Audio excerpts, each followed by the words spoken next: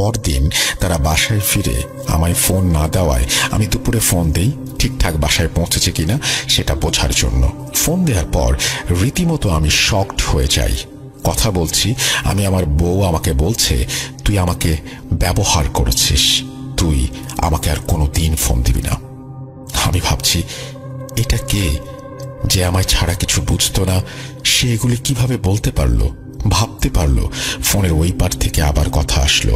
এবার তার মা বলছে, তোমায় আমি ছাড়বো না, তোমার জীবনটা আমি নষ্ট করে ছাড়বো। আমি ফোন কেটে দিয়ে বাসায় ফোন দিলাম। মা ফোন ধরে কাঁদো কাঁদো গলায় বলছে, তোর বউ আমাকে খুব অপমান করেছে, আর তোর শাশুড়ি। আমি ভাবছি, কি হচ্ছে এগুলো?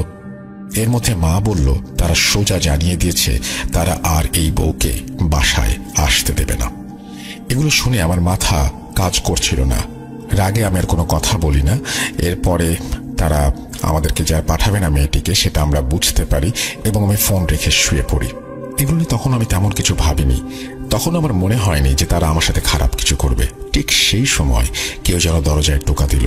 আমি বললাম, দরজা খোলা আছে, কিন্তু তারপর আর কোনো আওয়াজ নেই। একটু ঘাবড়ে গেলাম। তারপর ভাবলাম হয়তো কেউ মজা করছে, কিন্তু একটু পরেই ভাবলাম মেসে তো কেউ নেই আমি ছাড়া। রুমমেট পরীক্ষা দিতে চলে গেছে, আর কেউ কেউ বাইরে আছে। তারপর আবার ভাবলাম সব আমার মনের ভুল, যেহেতু মেসটা গ্রামের ভেতরে, কেউ হয়তো মজা করছে। পরীক্ষা পরদিন একটু পড়তে চাইলাম, কিন্তু পারলাম না। শুয়ে পড়লাম। কখন ঘুমিয়ে গেছি জানি না। ঘুমের মধ্যে একটা স্বপ্ন দেখলাম। কে যেন আমাকে বলছে, তুই বাঁচবি না, তোকে মরতেই হবে বলে আমার উপর ঝাঁপিয়ে পড়ল। আমি চিৎকার করছি, কিন্তু আমাকে সাহায্য করার মতো কেউ নেই। আমি হঠাৎ এক সময় খেয়াল করলাম যে আমার উপর ঝাঁপিয়ে পড়ল সে আর কেউ নয়, আমার স্ত্রী। আমি ভয় পেয়ে গেলাম আর বললাম, তুমি? তারপর আর কিছু মনে নেই। আমার যখন ঘুম ভাঙে তখন আমি তাকিয়ে দেখি আমি মেস মালিকের বাসায়, পাশে ছোট ভাই বন্ধুরা দাঁড়িয়ে আছে। আমি বললাম, আমি এখানে কিভাবে? মেস মালিক আমাকে খুব ভালোবাসতো, কোনোদিন রাগ করে বা জোরে কোনো কথা বলেনি আমার সাথে, কিন্তু সেদিন রাগান্বিত হয়ে বলল জানে না কিছু এবং নির্দেশ দিল আমাকে যেন এখনই বাসায় নিয়ে যাওয়া হয়। আমার শরীরে খুব ব্যথা করছিল। আমি আমার এক বন্ধুকে বললাম, আমাকে রুমে নিয়ে চল। তারপরে আমাকে রুমে নিয়ে আসা হলো। আমি সবাইকে বাইরে যেতে বললাম, দুইজন ছাড়া, সেই দুইজন যারা মেয়েটাকে আনতে সাহায্য করেছিল।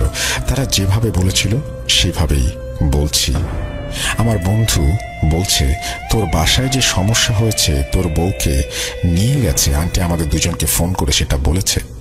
তোর রুমমেট যখন পরীক্ষা দিয়ে এসে রুমে তোকে পায় না, তখন আমাকে ফোন দেয়, কারণ সে জানতো তুই আমাদের সাথে যাসনি। তাছাড়া রুমের দরজা নাকি খোলা।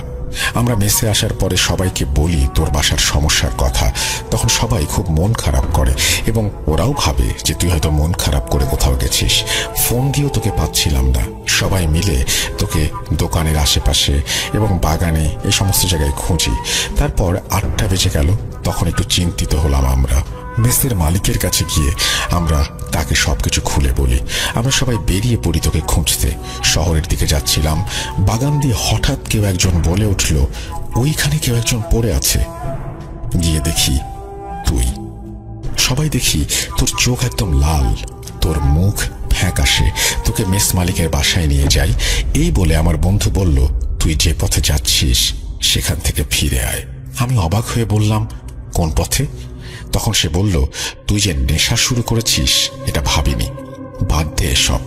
কথা শুনে আমি অবাক হয়ে গেলাম। আমি ওদেরকে বোঝানোর চেষ্টা করলাম এবং সেই সময় আমি বুঝতে পারলাম যে মেস মালিক কেন আমার উপরে রেগেছিল। আমি খুব হতাশ হয়ে ভাবি, কি হলো এগুলো? তাহলে কি এটা স্বপ্ন ছিল? তারপর থেকে আমি বুঝতে পারছিলাম আমার সাথে সব সময় কে যেন থাকে, এমন কিছু ফিল করি। সেদিন রাতে ঘুমাতে পারিনি। পরের দিন পরীক্ষা দিয়ে আসার পর আমার খুব খারাপ লাগে। কিছু করার ছিল না। তারপর থেকে প্রতিদিন দুপুরে কেমন করে যেন ঘুমিয়ে যেতাম। সেই স্বপ্ন আর সেই ঘটনা ফিরে ফিরে আসতো। মূলত সবাই রেগে গিয়েছিল আমার প্রতি। কারোর সাথে কথা বলতাম না। 2টি পরীক্ষাও দেইনি। সবাই ভাবে আমি নেশা করছি। এক পর্যায়ে মেস মালিক আমার বাসায় খবর দেয়। বাসা থেকে বাবা মা এসে সবটা শুনে আমায় বুঝিয়ে রেখে আসবে, কিন্তু মেস মালিক বলে আমি এমন ছেলেকে মেসে রাখবো না, সে নেশা করে, আমার মেসের নাম খারাপ হবে। মা বাবা অনেক চেষ্টা করে অন্য মেসে রাখার জন্য, কিন্তু কেউ রাখতে চায় না, কারণ কলেজ সহ পুরো এলাকায় সবাই জানতো আমি নেশা করা শুরু করেছি। বাবা সব আশা ছেড়ে দিয়ে আমাকে বাসায় নিয়ে আসলো। আমি বাসায় সবটা বললাম। আমার সাথে এমন হয় তারা কেউ বিশ্বাস করে না, আমার কথা তারা কেউ আমলে নেয় না। তারা সবাই ধরে নেয় আমি নেশা শুরু করেছি। কি একটা অবস্থা! বিশ্বাস করবেন না, আমি নিজেকে অসহায় ভাবতে শুরু করি। বাসায় আসার পর 4 দিন কিছু হয়নি। 5 দিনের দিন রাতে আমি ফোন চাপছিলাম, হঠাৎ মনে হলো জানলা দিয়ে কিছু একটা ঢুকলো। আমি তেমন কিছু না ভেবে জানালা হালকা খোলা ছিল, বন্ধ করে দিলাম। এর কিছুক্ষণ পর মনে হলো কোনো একটা মেয়ে আমার টেবিলের পাশে দাঁড়িয়ে কাঁদছে। আমি প্রচন্ড রকমের ভয় পাই। রুমের আলো জ্বালিয়ে যেটা দেখতে পাই সেটা দেখার জন্য আমি প্রস্তুত ছিলাম না। আমি দেখলাম আমার স্ত্রী দাঁড়িয়ে কাঁদছে। ভয়ে আমি শীতল হয়ে যাই। কি বলবো, কাকে ডাকবো কিছুই বুঝতে পারছি না। আমার মুখ দিয়ে কোনো কথা বের হচ্ছে না। কান্না থামিয়ে হাসি শুরু করলো মেয়েটি। বলল, মরবি, তুই মরবি। আমি কি করব ভাবতে পারছিলাম না। হঠাৎ করে মায়ের ডাক শুনে শান্তি এলো মনে। তাকিয়ে দেখি সে নেই। মায়ের কথা শুনে দরজা খুলে দেখি মা বাইরে দাঁড়ানো। মা বলল, তোর দাদি খুব অসুস্থ, দেখে আসি চল। আমি বললাম, বাবা যাবে না? মা বলল, তোর বাবা আগেই গেছে। আমি ফোনের দিকে তাকিয়ে দেখি 11:49 মতো বাজে। কিছু না ভেবে মায়ের সাথে চলে গেলাম। দেখলাম মা দাদি বাড়ি না গিয়ে রাস্তা দিয়ে হেঁটে পুকুরের দিকে যাচ্ছে। বলে রাখা ভালো, আমাদের এদিকে আবাদি জমি নেই বললেই চলে, সব পুকুর। আমি মাকে ডাকতে ডাকতে পেছনে পেছনে যাচ্ছি। হঠাৎ মা আমাদের বাড়ির পাশে বাঁশ ঝাড়ে এসে থেমে বলে, দাদিকে দেখবি? বলে একটা বিকট হাসি দেয়। আমি মায়ের এমন আচরণ দেখে বললাম, তোমার কি হয়েছে মা, এমন করছো কেন? তখন মা বলছে, তোকে তোর বউয়ের কাছে রেখে যাচ্ছি, বলে আবার হাসতে শুরু করে। আমি ভয়ে ভয়ে মায়ের দিকে তাকিয়ে দেখি কি ভয়ঙ্কর সেই চেহারা। ওটা আমার মা না, আমার দাদি। একটু পিছনে এসে দেখি আমার শাশুড়ি। আমি আমার মাথায় হাত দিয়ে সেখানে বসে পড়ি। কিছুক্ষণ পর খেয়াল করলাম পাশে কেউ নেই। বাসার দিকে যাওয়ার জন্য চেষ্টা করছি, কিন্তু এর মধ্যে ঘটল আর এক ঘটনা। একটা মানুষ বাঁশের ওপর বসে আমার নাম ধরে ডাকছে। আমি আবার ভয়ে শিউরে উঠলাম। অবয়বটিকে দেখতে এমন ছিল 10 থেকে 12 ফুট উচ্চতার একটা মহিলা। চুলগুলো লম্বা, মাটিতে ঝুলে আছে এবং অনেকখানি বাঁশের সাথে পেঁচিয়ে আছে। আমি নিজেকে ধরে রাখতে পারলাম না, জ্ঞান হারিয়ে ফেললাম। জ্ঞান ফিরলে আমি আমার রুমে নিজেকে আবিষ্কার করি।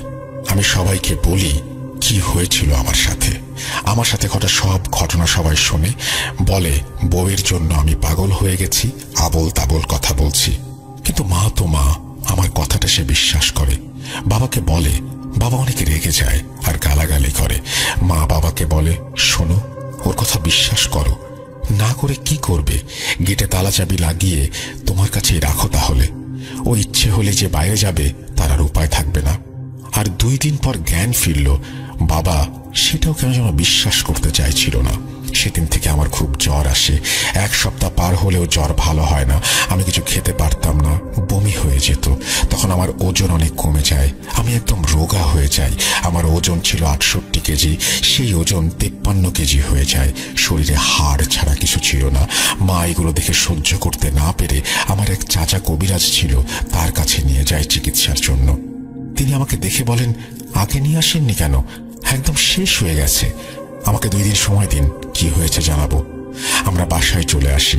সেদিন রাত থেকে কি কি ঘটেছে আমার মনে নেই। চলেন আমার মা যেভাবে বলেছে সেভাবেই শুনি। সেদিন যখন তোর চাচার কাছে নিয়ে আসি, রাতে তোর বাবা বাজার থেকে এসে তোকে দেখতে যায় তোর রুমে। তখন তুই নাকি তোর বাবাকে অনেক খারাপ ভাষায় গালাগালি করেছিস। তোর বাবা তোকে একটা থাপ্পড় মেরে রুম থেকে আসতে যাবে, তখন তুই নাকি মোটা গলায় বলেছিস, মারলি তো, মরবো তো, আমি এমনি মরবো। তারপর বাবা রুম থেকে রাগ করে বেরিয়ে আসে, আমাকে এসে সব কথা বলে। আমি তোর বাবাকে অনেক বুঝিয়ে ঘুমাতে পাঠাই। রাত 3টার দিকে একটা স্বপ্ন দেখে ঘুম থেকে জেগে উঠি। উঠে দেখি তোর বাবাও বসে আছে। জিজ্ঞেস করলাম কি হয়েছে।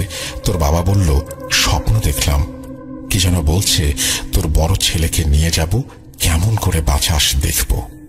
আমি হতাশ হয়ে তোর বাবাকে বললাম, আমিও এই স্বপ্নটাই দেখেছি। তখন তোর বাবা বলে, তোমরাই ঠিক ছিলে, কালোর চাচার কাছে যাব। তখন আমি বললাম, আমি তোমার ছেলেকে নিয়ে গিয়েছিলাম তোমার ভাইয়ের কাছে, 2 দিন সময় চেয়েছে সে। 2 দিন পর তোর বাবা আর আমি তোকে নিয়ে তোর চাচার বাসায় যাই, কিন্তু তুই কিছুতেই যেতে চাইছিলি না। তারপর হঠাৎ হাসি দিয়ে বললি, চল, কোথায় নিয়ে যাবি? কেউ কিছু করতে পারবে না, আমি মরবই। তারপর তোর চাচার বাসায় যাই।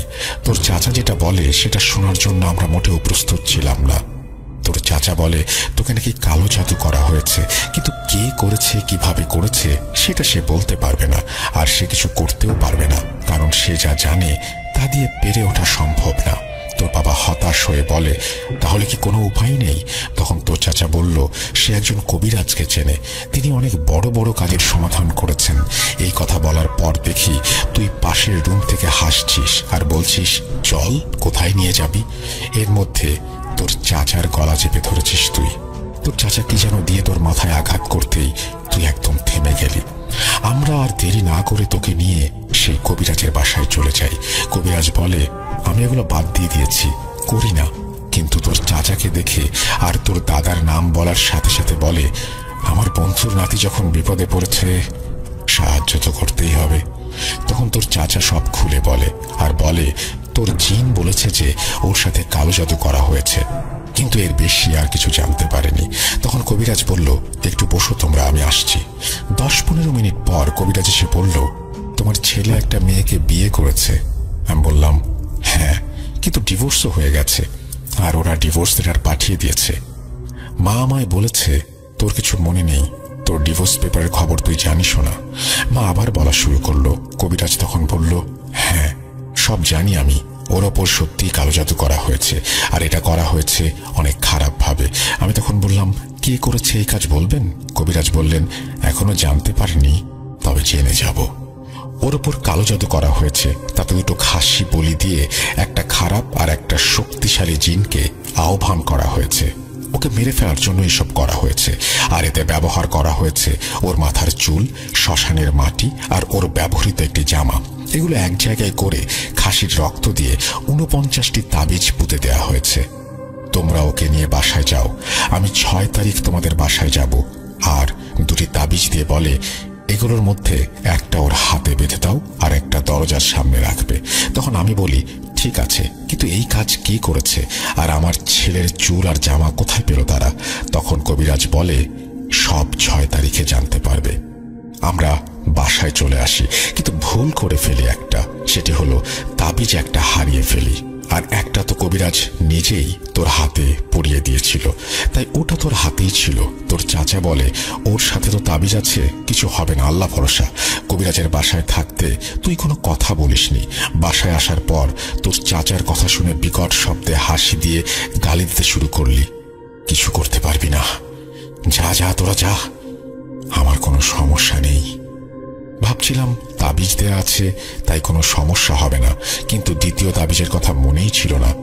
সকালেও তুই স্বাভাবিকভাবে খাবার খেলি, কিন্তু কে জানে দুপুরে এত বড় ক্ষতি হয়ে যাবে। দুপুরে তোর রুমে গিয়ে দেখি বিষের গন্ধে রুমে ঢোকা যাচ্ছে না।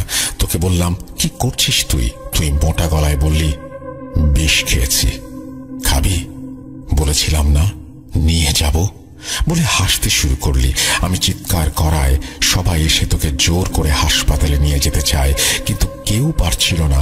আল্লাহর অশেষ দয়ায় 25-30 জন লোক কাজ শেষ করে বাসায় ফিরছিল। তারা ধরাধরি করে তোকে নিয়ে যায় ডাক্তারের কাছে। যাওয়ার পর তোকে ওয়াশ করা হয়।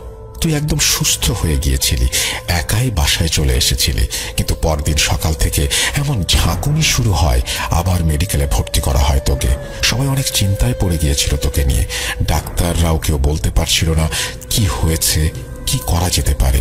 এমন আচরণ দেখে ডাক্তার বা আশেপাশের মানুষও ভয় পেত। এসবই তোর বাবার মুখে শোনা, আমায় তো যেতে দেয়নি। এর মধ্যে তোর চাচা কবিরাজকে সব খুলে বলে। কবিরাজ অনেক বকা দেয়, বলেছিলাম না দেখে রাখতে। আমার কথা শোনেন নাই, তাবিজও হারিয়ে ফেলেছেন, বলেন নাই? এখন যত তাড়াতাড়ি সম্ভব আমার সাথে দেখা করেন। তোর চাচা কবিরাজের কাছে গেলে আবার দুটো তাবিজ দেয় আর বলে আগে যেটা হাতে আছে ওটা খুলে দিতে হবে আর এটা পরিয়ে দিতে হবে, একটা বালিশের নিচে রাখতে হবে। এটা করার পর তুই আর কোন রকম উদ্ভট আচরণ করিসনি, কিন্তু কারোর সাথে কথাও বলিসনি। 13 দিন পর তুই সুস্থ হলে ডাক্তার তোকে ছেড়ে দেয়, কিন্তু তুই কারোর সাথে তখনও কথা বলা শুরু করিসনি। এলাকার সবাই বলে তুই মেয়েটার জন্য বিষ খেয়ে পাগল হয়ে গেছিস। যাই হোক, কবিরাজ তুই সুস্থ হওয়ার 5 দিন পর আসে, অর্থাৎ নভেম্বরের 23 তারিখ। তখন তিনি তোর রুমে ঢুকে তোকে আনতে বলে। তোকে একটা গোল বৃত্তের মধ্যে বসানো হয়। তিনি বলেন 1 ঘন্টা আমি একে আটকে রাখতে পারবো। এর মধ্যে জোড়া খাসি একদমে কিনতে হবে আর 1 মণ মিষ্টি, 3 হাত কাফনের কাপড় লাগবে। আধা ঘন্টার মধ্যে সব ব্যবস্থা করতে হবে। তোর বাবা যায় মিষ্টি আর কাফনের কাপড় আনতে, আর তোর মামা আসে। সেদিন তোর মামা বের হয় খাসি কিনতে। এর মধ্যে কবিরাজ তোর চাচাকে বলে তোর পেছনে বসতে আর আমাকে একটা সাইডে বসতে বলে। তারপর তোর ওপর সেই জিনটাকে হাজির করা হয়। জিজ্ঞেস করে তুই এই ছেলেকে ছেড়ে যেতে চাস কিনা, কেন এর ক্ষতি করছিস? তখন মেয়েলি কণ্ঠে তুই বললি আমার কাজ শেষ না হওয়া পর্যন্ত আমি যাব না। তখন কবিরাজ বলে তুই যাবিও এবং সব বলবিও। এই বলে ব্যাগ থেকে জমজম কূপের পানি বের করে কি যেন পড়ে ছিটিয়ে দেয়।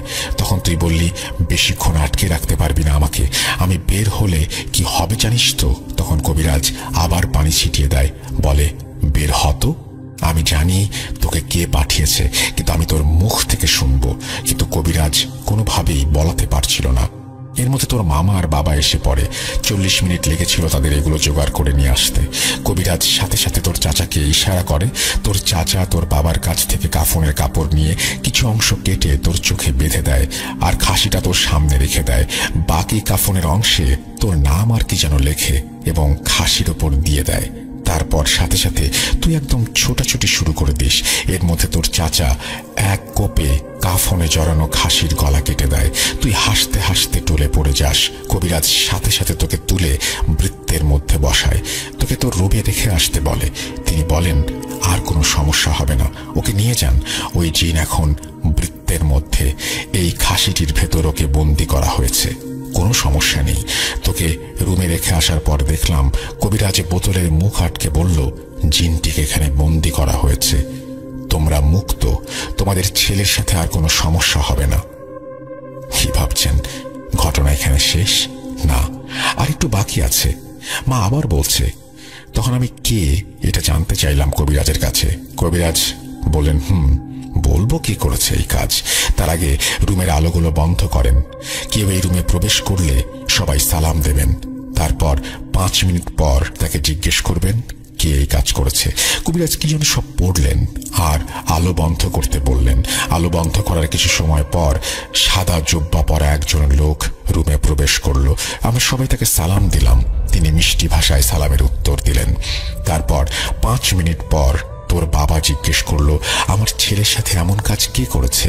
তিনি বললেন তোর ছেলের শাশুড়ি। শুনে আমরা সবাই হতবাক হয়ে গেলাম, মানুষ এতটা নিষ্ঠুর। তোর বাবা আবার জিজ্ঞেস করলো তাহলে চুল আর জামা কোথায় পেল তারা? তখন তিনি বললেন তোরা মেয়েটাকে ভুল বুঝিস না, আর মেয়েটি তোর ছেলের মতোই কালো জাদুতে আসক্ত হয়ে গেছে। তার মা তাকে পুরো নিজের বশে নিয়ে এসেছে। মেয়েটি সত্যিই তোর ছেলেকে ভালোবাসতো। তোর ছেলের জামা আর চুল ওই মেয়েটি নিয়ে গিয়েছিল, আর অনেক কিছুই মেয়েটির কাছে ছিল, তার মা সব ফেলে দিয়েছে। এগুলো থাকার কারণে কাজটি খুব সহজে করাও গিয়েছে। ছেলের কাছেও মেয়েটির চুল আছে, ছেলের মানি ব্যাগে। জিনটি তোর ছেলেকে মারার জন্য ওই মেয়ের রূপ নিয়ে আসতো। লোকটি নিমিষেই এসব কথা বলে হারিয়ে যায়। তখন কবিরাজ বলে ওটা একটা জিন ছিল যেটা কবিরাজের সাথে থাকে। এগুলো শোনার পর সবাই একদম চুপ হয়ে যায়, কেউ কোনো কথা বলে না। কবিরাজ তার কাজ শেষ করে তাকে একটা তাবিজ দেয় আর 2 মাস গরুর মাংস খেতে বারণ করে। তাকে হাদিয়া দিতে গেলে মুচকি হাসি দিয়ে বলে লাগবে না, আমি কাজটা করতাম না, বাদ দিয়ে দিয়েছিলাম। সেগুলো কিন্তু আমার বন্ধুর নাতি, এই জন্যই করেছি। এই বলে কবিরাজ চলে যায় আর তোকে দেখে রাখতে বলে। মায়ের মুখ থেকে এগুলো শুনে আমি ভাবি আমার পছন্দ ছিল না, ভালো কথা, কিন্তু এগুলো করে আমাদের বিচ্ছেদ ঘটানোর খুবই কি দরকার ছিল? এগুলোর তো কোনো প্রমাণ থাকে না, তাই কোনো রকম অভিযোগও কারো কাছে করা যায় না। আমার বাবা ক্ষিপ্ত হয়ে তাদের ওপর কালো জাদু করতে চেয়েছিলেন, কিন্তু মা বলেন কি দরকার, যেটা ওরা করেছে আমরাও যদি তাই করি, আমার ছেলে তো বেঁচেই গিয়েছে। এটা মহাপাপ, আল্লাহ আমাদের মাফ করুন, কেউ যদি পাপ করে থাকে তাকেও মাফ করুন। যাব তো সাজেক যাওয়ার টাইমে যে ঘটনাটা হয় এটা হয়তো অনেকে জানেন, আমি জানি না। আমি ওই বাড়ি প্রথম আমার সাজেকের ট্যুর, এরপর আমরা আসলে বাসা থেকে কখনো কারো মনে টানে নাই, এরপর আমরা সাজেকের দিকে যাই ওই ঘটনার পরে। তো আমরা যখন যাচ্ছিলাম তো সেই টাইমে একটা জায়গাতে সবগুলো বাস থামছে এক সিরিয়ালে। তো অন্যান্য জেলা থেকে যে সমস্ত বাসগুলো আসছে সবগুলো একসাথে দাঁড়া করানো, ফজরের আজানের। তো আমরা জানি না যে কেন দাঁড়া করানো। তো সেই টাইমে আমরা জিজ্ঞেস করছিলাম যে কেন এখানে বাস কেন ওয়েট করতেছে। তখন এক কথা দুই কথাই শুনি যে এখান থেকে বাসগুলো সব ফজরের আজানের পরে তারপরে সামনের দিকে যাবে, খাগড়াছড়ির দিকে ঢুকবে আর কি। তো ওয়েট করতেছিল। তো ওই টাইমে আমার আপু ওয়াশরুমে যাবে, তো ওয়াশরুমে যাওয়ার জন্য সে নামে বাস থেকে। তো ওয়াশরুম থেকে আসার পরে দেখতেছে যে জিজু আর ইক্তিদার দাঁড়ানো। তো ইক্তিদার জিজুর কোলে। তো এমন টাইমে হুট করে ইক্তিদার তখনও কিন্তু ফজরের আজান পড়ে নাই, তারও আগে হুট করে ইক্তিদার ভাও ভাও এরকম বলে হাত দিয়ে একটা জায়গা দেখাইছে, আর সাথে সাথে ওর পুরো শরীর ঝাড়া দিছে, বলে মানে শরীর ঝাড়া দিয়ে উঠছে। তো আপু ভাবছে যে ওর হয়তো বা ঠান্ডা লাগতেছে। তো আপু জিজুরে বলতেছে যে ইক্তির আব্বু চলো আমরা বাসের ভিতরে চলে যাই, ইক্তিদারের হয়তো বা ঠান্ডা লাগতেছে। আবার সেই টাইমটা হয়তো বা নভেম্বর ডিসেম্বরের দিক ছিল, আমার আসলে টাইমটা ঠিক খেয়াল নেই, তবে হ্যাঁ ঠান্ডা ঠান্ডা ছিল ওয়েদার। তো বাসের মধ্যে চলে আসে। তো ছোট মানুষ আমরা আসলে বুঝি নাই যে ও আসলে কিছু দেখে ভয় পাইছে বা কিছু, আমরা জানি না। তো আমরা ওই টাইম পর্যন্ত আমরা কিছুই জানি না। এটা হচ্ছে জিজু আর সীমা অপুর সামনে এই ঘটনাটা, মানে আমার আপুর সামনে এই ঘটনাটা ঘটছে। তো তারা বাসে চলে আসে। তো বাস ফজরের আজানের পরে রওনা হয়ে আমরা খাগড়াছড়িতে নামি। খাগড়াছড়িতে নামার পর যেটা হয়, আমরা নেমে একটা খাবারের হোটেলে ঢুকি। ঢোকার সাথে সাথে হয় কি, ইক্তিদার একদম মানে হুট করে ও খিচনি দেওয়া শুরু করে। ঠিক আছে, ফার্স্টে হয় ওর শরীর হাত পা একদম ছেড়ে দিছে, এরকম হাত পা ছেড়ে দিছে। তো এই অবস্থাতে আপু ওরে কোলে নেওয়া, তো দেখতেছে যে ও খিচনি দিচ্ছে, মানে এটা আমাদের চোখের সামনে দেখা যে ওই এরকম ভাবে খিচনি দিচ্ছে। ওর হাত পা আমি দেখতেছি যে সোজা হয়ে গেছে, ওর মুখ দিয়ে লিটারালি ফেনা বের হওয়া শুরু করছে। আল্লাহ মাফ করুক, মানে এত ভয়ঙ্কর ছিল এই দৃশ্যটা আমাদের জন্য, এত কষ্টদায়ক ছিল যে একটা ছোট বাচ্চা ওর এরকম একটা সিন আমরা দেখতেছি ওই টাইমটাতে। তো আমরা তো ভয়ে শেষ, আল্লাহ আল্লাহ করতেছি, সূরা পড়তেছি, ফু দিচ্ছি, কি করবো আমরা ওই টাইমে। ওইখানে আমরা ফার্স্ট টাইম গেছি, আমরা জানিও না হসপিটাল কোন দিকে, কিচ্ছু বুঝতেছি না, মানুষজন একদম জড়ো হয়ে গেছে। এই অবস্থায় জিজু কি করলো, ওরে জ্যাকেট দিয়ে জাস্ট ধরে টাইট করে ঠান্ডার মধ্যে দৌড় দিছে বাইরের দিকে, যে ওরে হসপিটালের দিকে নিয়ে যাবে। তো ওই টাইমে একটা অটোওয়ালা তারে বলতেছে যে কোথায় যাবেন, তো বলতেছে যে হসপিটালে যে আমার বাচ্চার অবস্থা ভালো না। তো অটোওয়ালা, আল্লাহ ওনার ভালো করুক, ওই ভদ্রলোক উনি বলতেছে যে আমার অটোতে উঠেন, আমি আপনারে নিয়ে যাই। তো উনি হসপিটালে নিয়ে যায়। হসপিটালে নেওয়ার সাথে সাথে বাবুরে সাপোজিটার দেওয়া হয়, অক্সিজেন লাগানো হয়, ওর জ্বর একদম মাথায় উঠে গেছে এরকম অবস্থা। তো আফটার 3 or 4 hours বাবু একটু স্বাভাবিক হয়েছে। তো স্বাভাবিক হয়েছে, এদিক দিয়ে বিকেল হয়ে গেছে। তো আমরা তো আর তখন ব্যাকও করতে পারতেছি না। তো আমরা প্ল্যান করি যে পরের দিন সকালে আমরা ঢাকায় রওনা দিব, আমরা আর সাজেকের দিকে যাব না, খাগড়াছড়ি থেকে আমরা বাসার দিকে ব্যাক করব। তো বাবুকে নিয়ে আসছে হসপিটাল থেকে হোটেলে। তো তখন বাবু একদম নর্মাল, মানে সকালে যে এরকম একটা কিছু, হ্যাঁ ওর শরীর দুর্বল বোঝা যাচ্ছে, বাট ও এমনি নর্মাল, খেলতেছে, খাইতেছে, আল্লাহর রহমতে সবকিছু স্বাভাবিক। তোর সকালে রাত্রের থেকে ওর আবার জ্বর ওঠা শুরু হয়েছে, সকালে ওর জ্বর, ভীষণ জ্বর। সেই অবস্থাতে আমরা ঢাকায় রওনা দিই, ঢাকায় চলে আসি। ঢাকায় আসার পরে যেটা হয় যে বাবু খালি ভয় পায়, ওর জ্বর থাকে, ও অসুস্থ থাকে আর ভয় পায়, আর এরকম হাত দিয়ে দিয়ে দেখায় যে ভাও ভাও ভাও এরকম করে, চিৎকার করে। তো আমরা বুঝতেছিলাম না, ডাক্তার দেখাইছে, ডাক্তার বলছে ওর অতিরিক্ত জ্বরের কারণে এরকম করতেছে।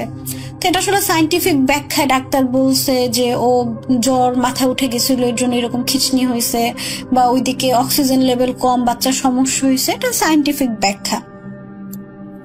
তো তারপর ওর ভয় পাওয়া কমে না, ওর অসুস্থতা কমে না, এত ডাক্তার এত মেডিসিন কোনো কিছুতেই কাজ হচ্ছে না, ও ভয় পাচ্ছে, আর ভয় পাইলে ওর এরকম জ্বর আসে। তো ওরা তখন গাজীপুর থাকে, তো গাজীপুর থেকে ওরা আবার ঢাকায় নিয়ে আসছে আমাদের বাসায় আসার পরে আমাদের যে মসজিদের যে ইমাম সাহেব, তাকে ভাইয়া বলে যে আপনি একটু আসবেন হুজুর, ওরে একটু ঝেড়ে দেওয়ার জন্য বা দেখার জন্য যে কি হয়েছে। তো ইমাম সাহেব নিচে বসা আমাদের ড্রয়িং রুমে, আর উপরে বেডরুমে ইক্তিদার খেলতেছিল, তো ইক্তিদারকে উপর থেকে নিচে নিয়ে আসতেছে। তো জাস্ট সিঁড়ির এক সাইড থেকে ইমাম সাহেবকে দেখছে, দেখে ও চিৎকার শুরু করছে, লিটারালি ও জোরে জোরে চিল্লানো শুরু করছে, মানে ও থাকবে না, ও নিচে কোনোভাবেই থাকবে না, ওরে কেউ ধরে রাখবে না, মানে ও চিল্লাচিল্লি শুরু করছে, মানে ধরাও যাচ্ছে না, এরকম একটা অবস্থা। তো ইমাম সাহেব বললো আচ্ছা ঠিক আছে, ও হয়তো বা ভয় পাইতেছে, আচ্ছা ঠিক আছে ওরা উপরে নিয়ে যান। তো ওরা উপরে নিয়ে গেছে।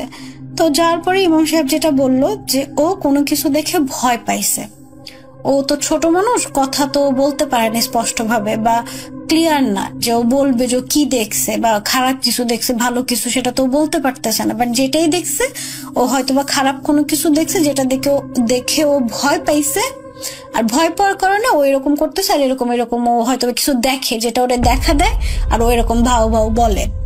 তো এটা হলো ইমাম সাহেবের ব্যাখ্যা। তারপর ইমাম সাহেব হলো পানি পড়া দেয়। তো পানি পড়া দেওয়ার পরে আপু ও খেলতেছিল, তো পানি পড়া নিয়ে যে আমার ভাগ্নি হয়তো বা হ্যাঁ আপু বা আমার ভাগ্নি দুজনের একজন পানি পড়া উপরে নিয়ে গেছে।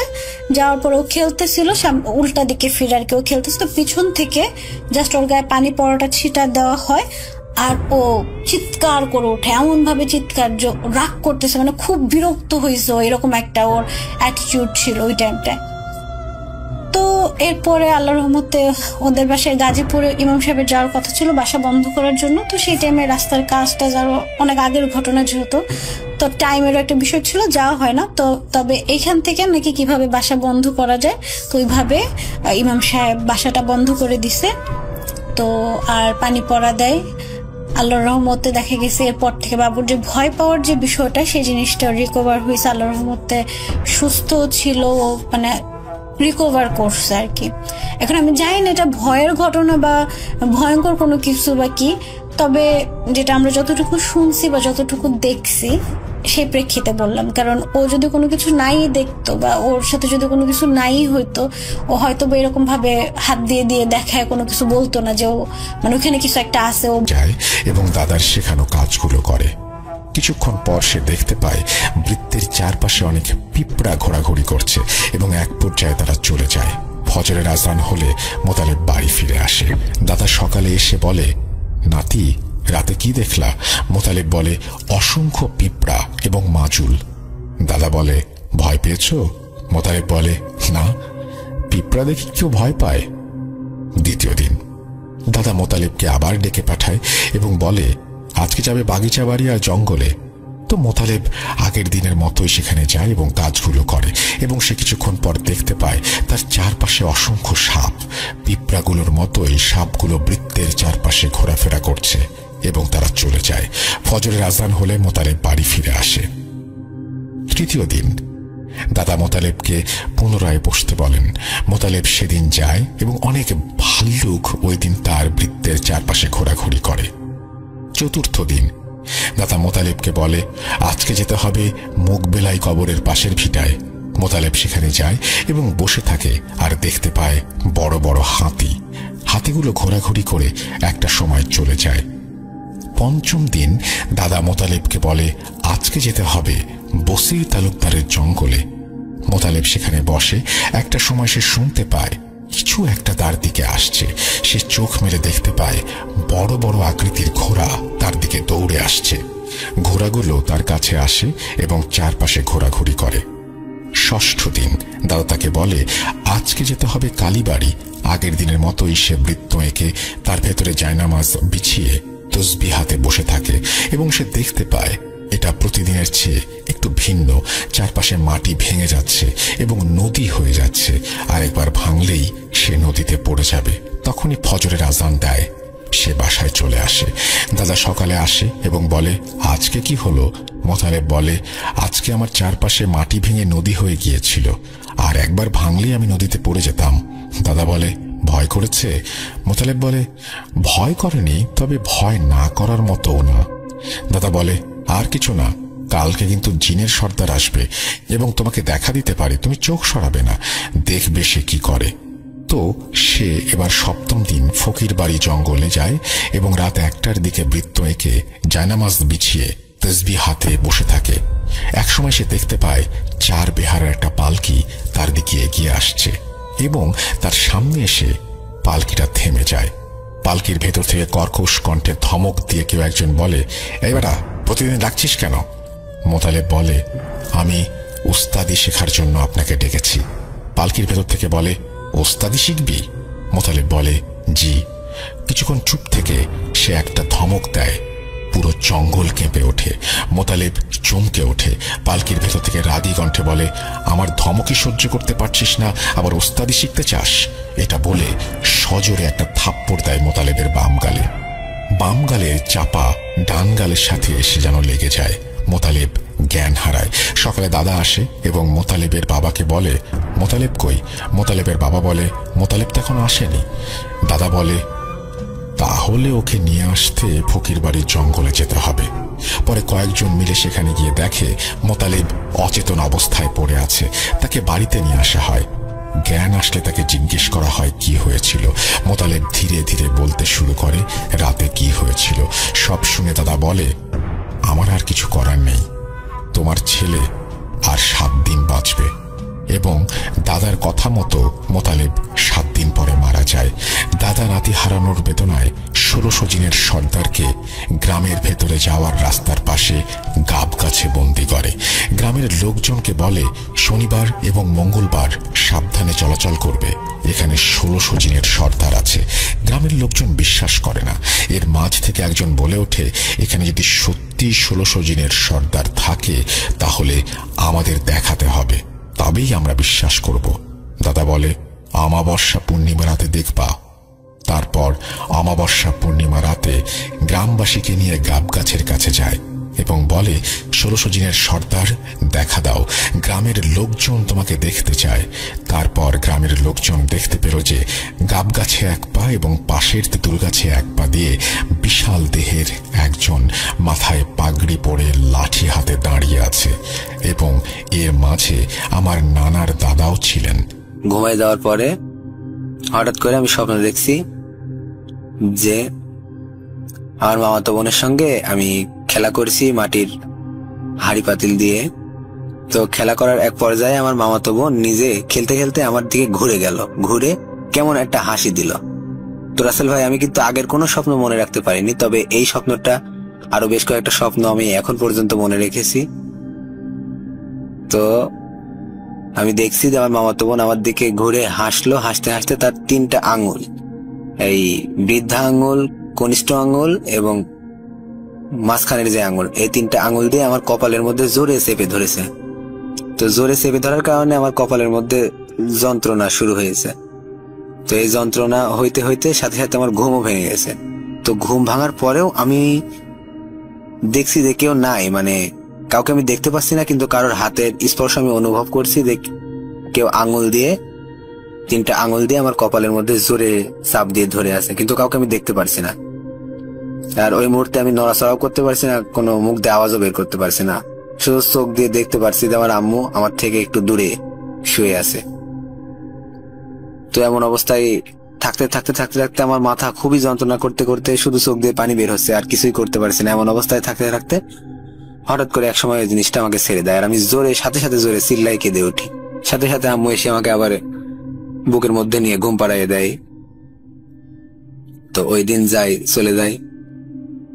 তো আমি তখন এতটাই ছোট ছিলাম, মানে বুঝতাম না, 6-7 বছর বয়স ছিল। রাসেল ভাই বুঝতে তো পারছেন, বুঝতাম না যে এই জিনিসগুলা আম্মু আব্বুকে জানাইতে হয় যে এরকম ভয় পাইছি বা এরকম কিছু আমি অনুভব করছি, এটা আম্মুকে জানাইতে হবে। ভয় পেতাম কিন্তু নিজের মধ্যে রাখতাম। তো ছোটবেলা থেকে, শুধু এখন থেকে না, ছোটবেলা থেকে আমি মানে দিনগুলো আমার খুব ভালোই যেত, কিন্তু রাত হলে আমার নিজের কাছে মনে হতো হয়তো কিছু একটা ঘটবে। খুব নার্ভাস ফিল করতাম নিজের কাছ থেকে। রাত্রি যেন আমি সহ্যই করতে পারতাম না, খুব খারাপ লাগতো আমার কাছে। তো রাসেল ভাই, এর মধ্যে আরো অনেকদিন কেটে যায়। আমি অমনি রাতে ঘুমের মধ্যে স্বপ্ন দেখি, কিন্তু কি স্বপ্ন দেখি বলতে পারি না, শুধু চিল্লাই কেঁদে উঠি। তো এই কারণে আম্মু অনেকবার অনেক হুজুরকে দিয়ে আমাকে ঝাড়াই দিছে, কিন্তু তেমন খুব একটা লাভ হয়নি। তো রাসেল ভাই, এমন অনেকদিন মাঝখানে কেটে যাওয়ার পরে আরেকদিন রাতে, সম্ভবত সেটা চাঁদ রাত ছিল, কোন একটা উৎসব ছিল, সম্ভবত চাঁদ রাতই হবে। তো পাশে মামা বাড়ি থাকার কারণে মামা মেয়ে বা আরো ছেলে পেলে ছিল, ওদের সঙ্গে খেলাধুলা করে এসে সন্ধ্যার পরে খেয়ে দিয়ে ঘুমাই গেছি। তো রাসেল ভাই, আপনি জানবেন কিন্তু যে গ্রামে সাধারণত খুব তাড়াতাড়ি ঘুমিয়ে যায় সবাই। আরো এটা যেহেতু অনেক আগের সময়ের কথা, তো বেশি মানুষ রাত জাগতো না। যারা এশার নামাজ পড়ে তারা নামাজ পড়ে ঘুমাইতো, আর যারা নামাজ পড়তো না তারা এশার আজান চলতো ওই অবস্থায় শুয়ে পড়তো। তো সম্ভবত কোন একটা উৎসবের রাতই হবে সেদিন। আনন্দ করছি, আনন্দ করে অমন খেয়ে দিয়ে রাতে শুয়ে পড়ছি। এই শুয়ে পড়ার কারণে, শুয়ে পড়ার পরে তো রাসেল ভাই আগে বলে রাখি যে আমার একটা পুতুল ছিল। এখনকার বাচ্চারা যেমন, তাদের এখন আধুনিক যুগ, অনেক খেলনা বের হয়েছে, পুতুল নিয়ে খেলা তারা খুব কমই খেলেছে। মোবাইল নিয়ে পড়ে থাকে বা আরো অনেক জিনিস নিয়ে তারা পড়ে থাকে। তো আমাদের সময় রাসেল ভাই পুতুল ছিল, তুলা দিয়ে তৈরি করা পুতুল ছিল। তো এই পুতুল নিয়ে খেলাধুলা করতাম। তো আমার একটা পুতুল ছিল কালো কালারের, অনেক সুন্দর। পুতুলটা আমার খুব প্রিয় ছিল। পুতুলের দুইটা চোখ পুঁতি দিয়ে আঁকানো, পুঁতি দিয়ে গাঁথা দুইটা চোখ ছিল, আমার খুব ভালো মনে আছে, এখনো আমার চোখের উপর ভাসে। তো যাই হোক, সে পুতুলটা পরিত্যক্ত হয়ে গেছিল। পুতুলটা মানে নষ্ট হয়ে যাওয়ার কারণে, তুলামুলা বের হয়ে যাওয়ার কারণে আম্মু ওটা ফেলাই দেয়। তো যাই হোক, ওই পুতুলটা কিন্তু তখন আমার ঘরে ছিল না। তো হঠাৎ করে আমি ওই দিন রাতে যখন খাওয়া দাওয়া করে ঘুমায় পড়ছি, আনন্দ ফুর্তি করে এসে ঘুমানোর পরে প্রায় হয়তো মাঝরাত হবে, তখন হঠাৎ করে আমি স্বপ্ন দেখছি যে আমার বুকের উপরে ওই সেই পুতুলটাই বসে আছে, তার দুইটা হাত আমার বুকের উপর জোরে চাপ দিয়ে।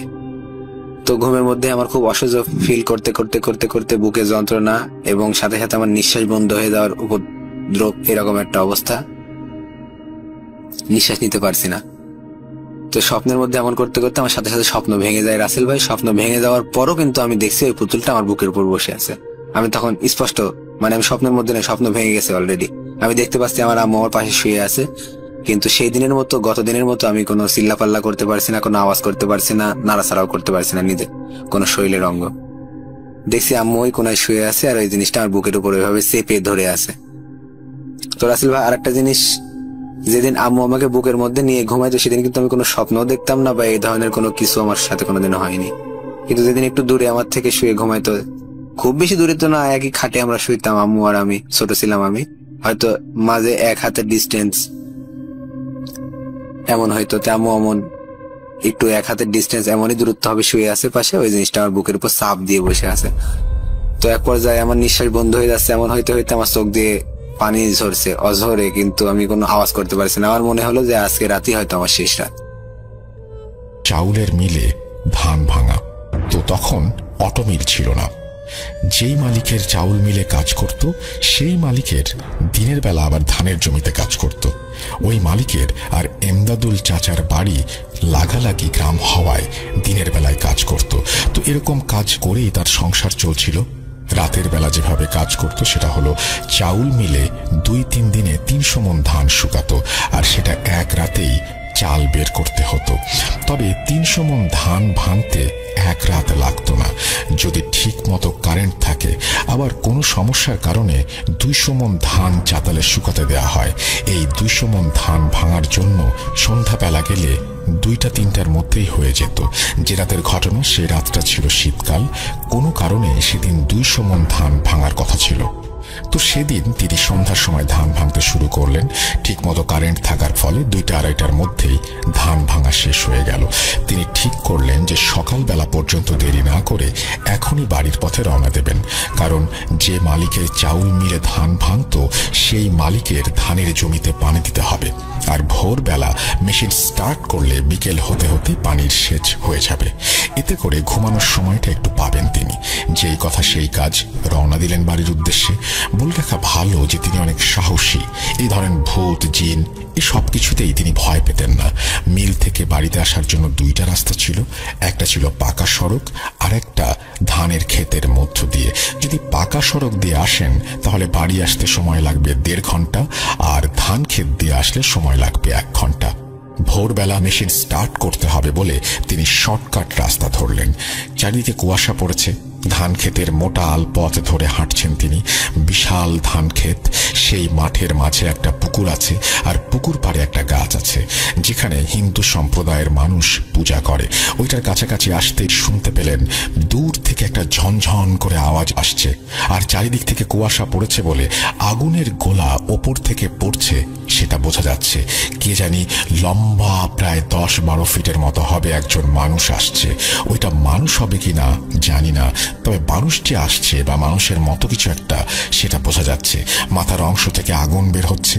যে আলপথে দিয়ে এমদাদুল চাচা যাচ্ছেন সেই রাস্তা ধরে সে আসছে। এমদাদুল চাচা থমকে দাঁড়ালেন। এমদাদুল চাচা যেখানে দাঁড়ালেন সেখানে তার ডান পাশে 40 ফিট দূরে ওই পুকুর আর গাছ অবস্থিত।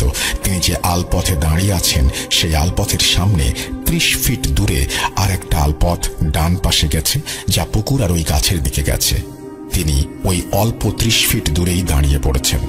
যখন ওই মানুষের মতো অবয়বটি তার কাছে আসে তিনি দেখেন তার চেহারা ছিল কালো, কান 2টা ছিল হাতির কানের মতো, গলায় অসংখ্য ঝনঝন করা আওয়াজের মালা, চোখ ছিল না, মুখমণ্ডলের জায়গায় শুধু একটা মুখ ছিল যা দেখতে ঘোড়ার মুখের মতো। সেখানে থেকেই আগুনের ফুলকি বের হচ্ছে। হাত ছিল একটা, সেই হাত দিয়ে ঝনঝন করে আওয়াজ করা মালাটা ধরে রেখেছেন। এমদাদুল চাচার মনে হয় এই প্রথম ভয়ে শরীর কাঁপুনি দিয়ে উঠল। আর এরকম ভয় পাওয়ারই কথা। এর আগে যতগুলোর সাথে তার দেখা হয়েছে তাদের কারোরই এরকম অগ্নিমুখ ছিল না। গ্রামের মানুষ জানে এসব এন্টিটি নাকি আগুন দেখলে কাছে আসে না, কিন্তু এটার ক্ষেত্রে বিপরীত। এটা তিনি কল্পনাও করেননি। যাই হোক, সেদিন তিনি ঠাঁই হয়ে দাঁড়িয়েছিলেন। শীতকালেও এমন অবস্থা যে শরীর ঘেমে নিয়ে একাকার। সেই এন্টিটি তার সামনে 30 ফিট দূর দিয়ে ডান আলপথ ধরে সেই পুকুর এবং গাছের দিকে ঝনঝন আওয়াজ করে আগুনের গোলা ফেলতে ফেলতে চলে যাচ্ছে। আর এমন ভাব নিয়ে গেল যে ওই এন্টিটি দেখতে পায় নাই যে তার সামনে কেউ ছিল। এমদাদুল চাচা যখন দেখলেন সেই পুকুর পাড়ের গাছের কাছে গিয়ে বিদ্যুৎ চমকানোর মতো সে ভ্যানিশ হয়ে গেল। দূর থেকে তখন আজানের ধ্বনি ভেসে আসছে। এমদাদুল চাচা সেখানে কতক্ষণ দাঁড়িয়েছিলেন তিনি বুঝতে পারেননি। 2-2.5 ঘন্টা কিভাবে কেটে গেল তিনি খেয়ালই করেননি। অতঃপর তিনি সেখান থেকে দ্রুত হাঁটা শুরু করেন। তার ঠিক 10-12 দিন পরের ঘটনা। যে মালিকের ধান ভাঙত সেই মালিকের ধানে সেচ দেওয়ার জন্য মেশিন স্টার্ট দিতে হবে। তখনকার সময়ে বরেন্দ্র অঞ্চলে পানির ডিপ টিউবওয়েল ছিল না। ডিজেল চালিত ইঞ্জিনের দ্বারা পানি সেচ করা হতো।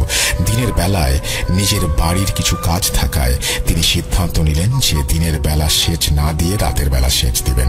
জমির পরিমাণ বেশি হওয়ায় পুরো রাত লেগে যাবে সেচ দিতে। এতে করে দিনের বেলায় বাড়ির কিছু টুকিটাকি কাজ করা যাবে। যেখানে মেশিন সেট করা হবে সেখানকার বর্ণনা দেই। এমদাদুল চাচা যে মালিকের কাজ করত ওনার বাড়ি ছিল আমাদের পাশের গ্রামে। আগেই বলেছিলাম ওই গ্রাম আর আমাদের গ্রামের মাঝখানে সেই জমিগুলো ছিল। আর ওই জমির পাশে একটা পুকুর ছিল, আর পুকুর পাড়ে কবরস্থান ছিল। ওই কবরস্থানের পাশেই নলকূপ স্থাপন করা ছিল। যাই হোক, তিনি সন্ধ্যার আগেই মেশিন স্টার্ট দেন। তারপর তিনি ঘুরে ঘুরে সব জমির আলপথগুলো কেটে দিলেন। সব শেষে রাতের খাবারের জন্য তার বাড়িতে আসলেন। খাওয়া দাওয়া শেষ করে যখন তিনি যাবেন তখন তার 4 বছরের বাচ্চা তার পেছনে লেগেছে। সেও যাবে তার সাথে। অনেক কিছু বোঝানোর পরেও বাচ্চা যাবেই, কি আর করা, তিনি সাথে নিয়ে গেলেন। আর হ্যাঁ, সেই মেশিন রাখার জায়গাটা বাঁশের বেড়া দিয়ে ঘেরা, ওপরে খড়ের চালা, 2 চালা বিশিষ্ট। সেখানে একটি বুড়ি এন্টিটি দেখা যেত। ইমদাদুল চাচা সেটা আগে ভাগেই জানতেন। এর আগেও অনেকবার পানি সেচ দিতে গিয়ে মুখোমুখি হয়েছেন।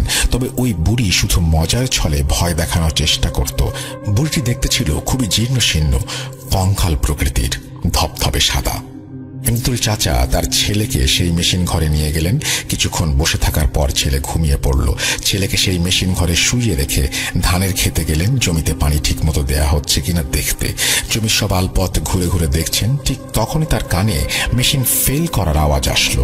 তিনি বুঝতে পারলেন মেশিনের পানি ফেল করেছে। তিনি তাড়াতাড়ি মেশিন ঘরে আসলেন। এসে দেখেন মেশিন বন্ধ। তিনি ভাবছেন মেশিন ফেল করলে তো শুধু পানি উঠবে না, মেশিন তো বন্ধ হবে না। কিন্তু মেশিন বন্ধ হলো কিভাবে? আর ছেলে তো ঘুমিয়ে আছে। হঠাৎ দেখলেন ঘরের চালা নেই। তিনি জানতেন এটা বুড়িজির কাজ, কারণ এর আগে বুড়ি এইভাবে চালা উড়িয়েই ভয় দেখাতো। বুড়ি এন্টিটি বলেছিল যে যখন আমি এখান থেকে কোথাও যাব তখন এই মেশিন ঘরের চালা উড়িয়ে নিয়ে যাব, আবার যখন আসব তখন চালাটা উড়িয়ে নিয়ে আসব, ভয় যেন না করা হয়। এটা ভাবতেই খুব ঝড় শুরু হলো। আর সেটা কেবল সেখানেই ঝড়ের মতো বাতাস বইতে শুরু করলো। ইমদাদুল চাচা বুঝতে পারলেন যে বুড়ি আসছে। আর বুড়ি তার সামনে ভাসমান অবস্থায় এসে বলল, কিরে ভয় পেয়েছিস? চাচা বলল, ভয় পাবো কেন, কিন্তু এরকম করা কি উচিত? আমার ছেলেকে নিয়ে এসছি। বুড়ি বলল, আচ্ছা ঠিক আছে, আর হবে না। তখন ইমদাদুল চাচা রাগান্বিত হয়ে বললেন, তুমি এরকম চালা উড়িয়ে নিয়ে যাচ্ছ, মেশিন বন্ধ করছো কেন? তখন বুড়ি বলল, আমি কিছু করিনি রে, আমার এক নাতি এসেছিল, সে এরকম করেছে। তোর সাথে নাকি দেখা হয়েছিল কয়েকদিন আগে, তাই সে মজা করে এমনটা করেছে। তখন ইমদাদুল চাচা বলল, তোমার নাতি আবার কে? কোন দিন দেখা হয়েছিল আমার সাথে? বুড়ি বলল, তুই ধান ভেঙে আসছিলি মাঠের ক্ষেতের ভেতর দিয়ে, তখন দেখা হয়েছিল। ইমদাদুল চাচা বললেন, হো, এবার বুঝেছি। বুড়ি বলল, তার বুকের মাঝখানে একটা চোখ ছিল যা তুই দেখতে পাসনি, কিন্তু সে ঠিকই দেখতে পেয়েছে। মেশিনের নলটার মুখে মাটি লাগিয়ে আয়, তোর আর কষ্ট করে হ্যান্ডেল দিতে হবে না, একটা স্টার্ট দিলেই পানি উঠবে, আর টিউবওয়েলে পানি তুলতে হবে না।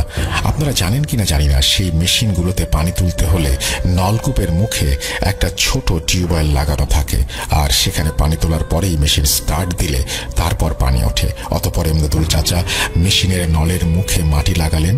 তারপর তিনি দূরে গিয়ে দাঁড়ালেন। কিছুক্ষণ পর দেখলেন মেশিন একা স্টার্ট হয়ে গেছে। এই ছিল বাস্তব ঘটনা। এই কারণে উনি একটি ব্যাগের মধ্যে ওনার যে প্রয়োজনীয় সকল জিনিসগুলো ভরে উনি সাইকেলের পিছনে বেঁধে সাইকেল চালানো শুরু করেছেন। বাসা থেকে প্রায় 1-1.5 কিলোমিটার দূরে উনি যখন সাইকেল চালিয়ে যাচ্ছেন, উনি বের হয়েছেন অ্যাভারেজ 12টা 10-15 এমন টাইমে। উনি ঠিক করেছেন যে ওনার স্টেশনে যেতে 3 কিলোমিটার রাস্তা 10-20 মিনিট বা 25 মিনিট লাগুক, তারপরেও ওনার এনাফ সময় থাকবে, তার মধ্যে উনি রেডি হয়ে ওনার সকল কাজকর্ম গুছিয়ে নেবেন। তো উনি সাইকেল চালাচ্ছেন। চালাতে চালাতে বাসা থেকে যখন 1-2 কিলোমিটার দূরে উনি চলে এসেছেন, স্টেশনের পার্টি মানে যেটির উপর দিয়ে ট্রাকগুলোর উপর দিয়ে ট্রেন চলে এমন একটি জায়গায় চলে এসেছেন, এবং ওই ট্রাকের পাশেই একটি ডাস্টবিন আছে অনেক বড়। ওই ডাস্টবিনে লোকজন ময়লা ফেলে, শহরের ময়লা ওখানে ফেলা হয়, আশপাশে যাদের বাড়ি আছে ওনারা ফেলেন। উনি ওই ডাস্টবিনের পাশ দিয়ে যখন সাইকেল চালিয়ে যাচ্ছেন, ঠিক ডাস্টবিনের ওখানে আসলে ওনার সাইকেলের টায়ার হঠাৎ পাংচার হয়ে যায়। উনি বুঝতে পারেন না যে কেন পাংচার হয়ে গেল। তারপরেও রাস্তায় কোনো জিনিস অনেক সময় ফেলানো থাকতে পারে, যেটির উপরে সাইকেল উঠলে কিন্তু পাংচার হয়ে যেতে পারে। তো উনি তেমন একটা কিছু না মনে করেই ওখান থেকে ক্রস করে যাওয়ার চেষ্টা করলেন। তখন কিন্তু বাইরে অনেক ঠান্ডা এবং অনেক কুয়াশা পড়েছে। উনি ওই অবস্থায় তখন দেখেন ওই ডাস্টবিনের প্রায় মধ্যে এক সাইডে বসে দুটা বাচ্চা কিছু একটার জন্য খাওয়ার চেষ্টা করছে, খাচ্ছে আর কি। তো উনি ওটি তেমন একটি গুরুত্ব দিলেন না। তারপরেও উনি যখন একটু আগে চলে গেলেন ওই জায়গাটি ক্রস করে, তখন ওই বাচ্চারা খুব জোরে জোরে হাসছে। এটি দেখে উনি আরো অবাক হলেন। উনি তখন সাথে থাকা একটি টর্চ লাইট ছিল, ওনার টর্চ লাইটটি অনেক বড় এবং ব্যাটারি চালিত টর্চ লাইট, 3 ব্যাটারির। উনি ওই টর্চ লাইটটি ওখানে মারলেন, মেরে দেখেন ওখানে কেউ নাই। হতেই পারে যে বাচ্চারা অন্য সাইডে কোথাও বা ডাস্টবিনের অপর সাইডে গিয়ে হাসাহাসি করছে, হতেই পারে। উনি এটিকে তেমন গুরুত্ব না দিয়েই উনি স্টেশনের দিকে হাঁটতে শুরু করলেন। যেহেতু উনি হেঁটে যাচ্ছেন, ওনার একটু দেরি হয়ে গেছে, আর রেল লাইনের পাশ দিয়ে হেঁটে যাওয়া একটু কষ্টকর, উনি মোটামুটি টাইমের একটু আগে গিয়ে স্টেশনে পৌঁছালেন। তাড়াহুড়ো করে ওনার সাইকেলটি স্টেশনের ভিতরে একটি জায়গায় রেখে লকটক দিয়ে ওনার ব্যাগেজগুলো নিয়ে উনি ট্রেনে উঠলেন। চালকরা যে জায়গায় আর কি ট্রেন চালায় ওই কেবিনের মধ্যে উনি উঠলেন। আপনারা হয়তো অনেকেই জানেন, ট্রেন কিন্তু একজন লোক চালায় না, ওনার সাথে আরও কিছু সহযোগীরা থাকেন। তো ওনার সাথে আর 1-2 জন আছে যারা বিভিন্ন কাজ করে দেয়, এমন লোক আর কি। তো উনি গিয়ে দেখে তারা অলরেডি চলে এসেছে। বাইরে প্রচন্ড শীত। ওনার ওই অবস্থায় তাড়াহুড়ো করে আসা দেখে ওনারা একটু রেগেমেগে গিয়ে, কি ব্যাপার, আপনি আসতে এত দেরি করলেন, হ্যান ত্যান বিভিন্ন রকম কথা ওনাকে বলছেন। তো উনি বললেন যে আসলে এই ব্যাপার, আমার সাইকেল নষ্ট হয়ে গিয়েছিল, এই কারণে আমি কিন্তু আসতে পারিনি, তারপরেও অনেক দ্রুত আমি আসার চেষ্টা করেছি। ঠিক শিডিউল টাইম অনুযায়ী ওনারা ট্রেন চালু করলেন। ট্রেন চলছে। স্টেশন থেকে প্রায় 70 কিলোমিটার দূরে ওনারা চলে এসেছেন। বাইরে পরিবেশ কিছুই দেখা যাচ্ছে না, এমন কুয়াশা, এবং ওনাদের অনেক বেশি ঠান্ডা লাগছে। ওনারা অনেক শীতের কাপড় টাপড় পরে তারপরে আছেন ওখানে। আর ট্রেনের মধ্যে আপনারা জানেন যে বিভিন্ন খাওয়া দাওয়া করা যায়, চা, বিভিন্ন বিস্কিট, বিভিন্ন রকম জিনিস, আপনি যা চাইবেন তাই পাওয়া যায়, এমন একটা অবস্থা। তারপরেও যেহেতু ওনারা নাইট টাইমে ট্রেন চালাবেন, উনি বাড়ি থেকে ওনার কিছু পছন্দের শীতের পিঠা সাথে করে নিয়ে এসেছিলেন।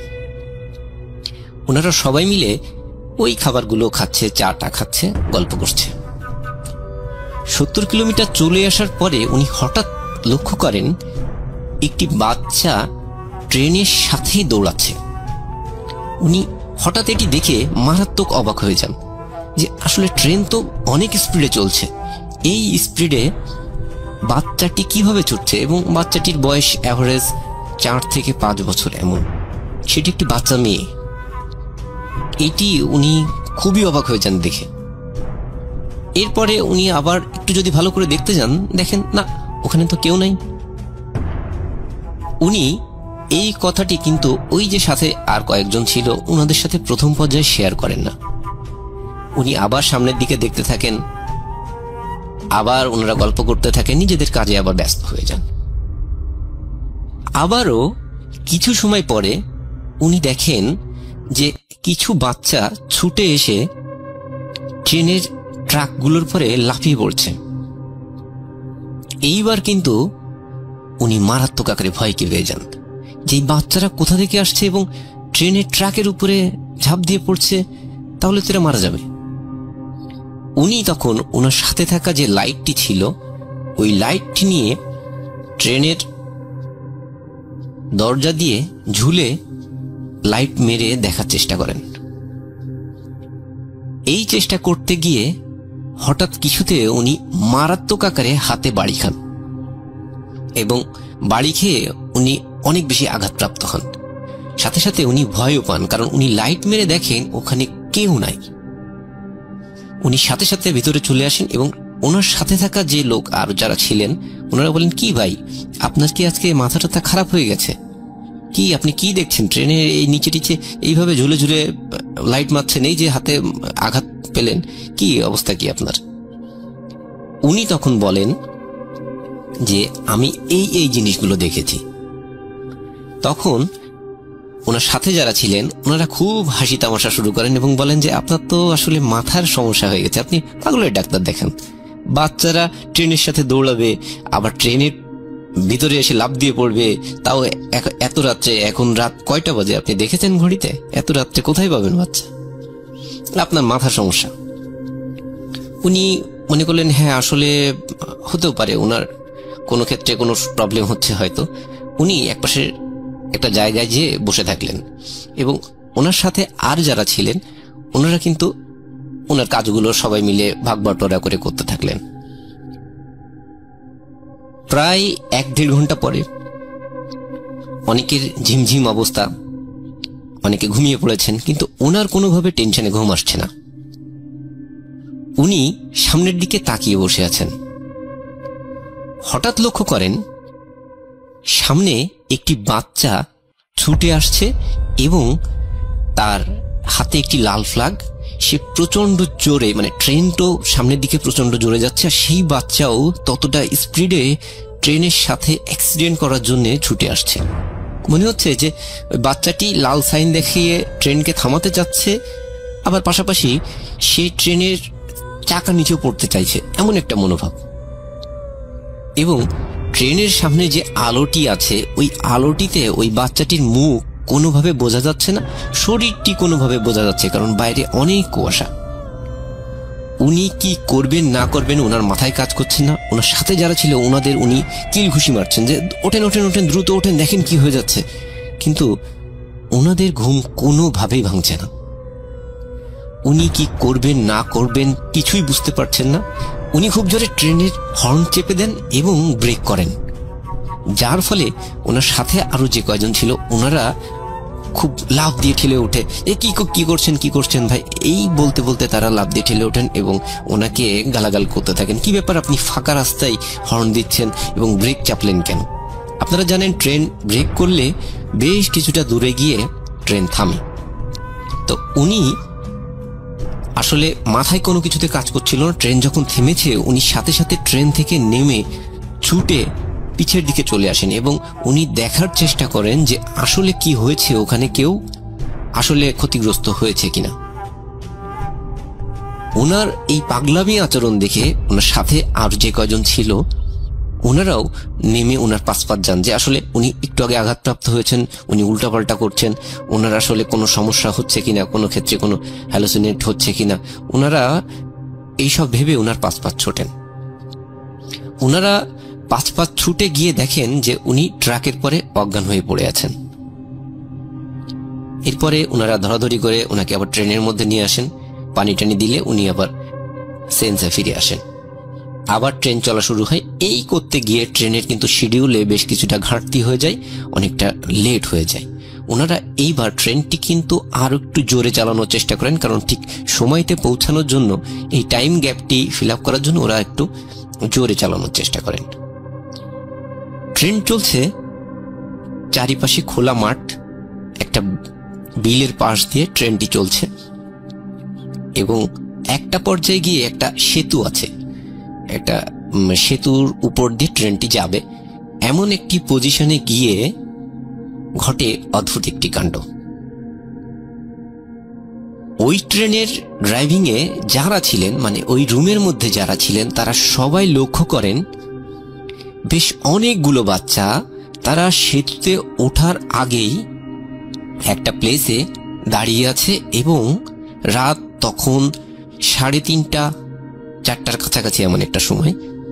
ওই বাচ্চারা ট্রাকের পরে লাফ দিয়ে পড়ছে, হাত পা ট্রাকের পরে দিয়ে দিচ্ছে যাতে তারা ট্রেন তাদের হাত পায়ের উপর দিয়ে চলে যায়, তারা মারা যায় বা আত্মহত্যা করার চেষ্টা করছে। এটি দেখে ওই রুমের মধ্যে যারা ছিলেন, যারা ট্রেন অপারেট করছিলেন, তারা সবাই মারাত্মক ভয় পান। তখন ওনারা বুঝতে পারেন যে আসলে উনি এর আগে যে ঘটনাগুলো বলছিলেন সেইগুলো আসলে সত্য। ওনারা সবাই মিলে চেষ্টা করে বিভিন্ন রকম হর্ন দিয়ে চিল্লায়ে বিভিন্ন রকম ভাবে ওই বাচ্চাগুলোকে নিবৃত করার চেষ্টা করছিলেন, কিন্তু আসলে কোনোটাই কিছু হয় না। ওনারা ইমার্জেন্সি ট্রেনের ব্রেক করে এবং ট্রেনের ব্রেক করার সাথে সাথে ওই জায়গায় একটি দুর্ঘটনা ঘটে। আসলে ব্যাপারটি হচ্ছে, দুর্ঘটনা ঘটার কারণ ওখানে ট্রেন লাইনটি কাটা ছিল। ওই দুর্ঘটনা ঘটার কারণে ওই ট্রেনের প্রায় 3 জন লোক মারা যায় এবং ড্রাইভিং যারা করছিলেন, যারা ট্রেনটি অপারেট করছিলেন, ওনাদের ভিতর থেকে 2 জন চাকরচ্যুত হন। আমার সাথে ঘটনাটি যিনি শেয়ার করেছেন উনিও চাকরিচ্যুত হন। পরবর্তীতে ওনার অনেক মেন্টাল সমস্যা তৈরি হয়। উনি অনেক ডাক্তার দেখিয়েছেন, বিভিন্ন জায়গায় গিয়েছেন, বিভিন্ন তাবিজ কবজ নিয়েছেন, কিন্তু ওনার কোনোভাবেই কোনো সমস্যার সমাধান হয়নি। উনি ঘুমালেই দেখতে পান কিছু বাচ্চারা ছুটে এসে ট্রেনের নিচে পড়ছে, তাদের হাত পা কেটে চারিদিকে চলে যাচ্ছে, ট্রেনের সামনে রক্ত রক্ত হয়ে যাচ্ছে, ওনার রুমের ভিতরে রক্ত রক্ত হয়ে যাচ্ছে। এটি দেখে উনি আত্মচিৎকার করে ঘুম থেকে উঠে যান। অনেক বছর ধরে ওনার সাথে এই ঘটনাগুলো ঘটছে।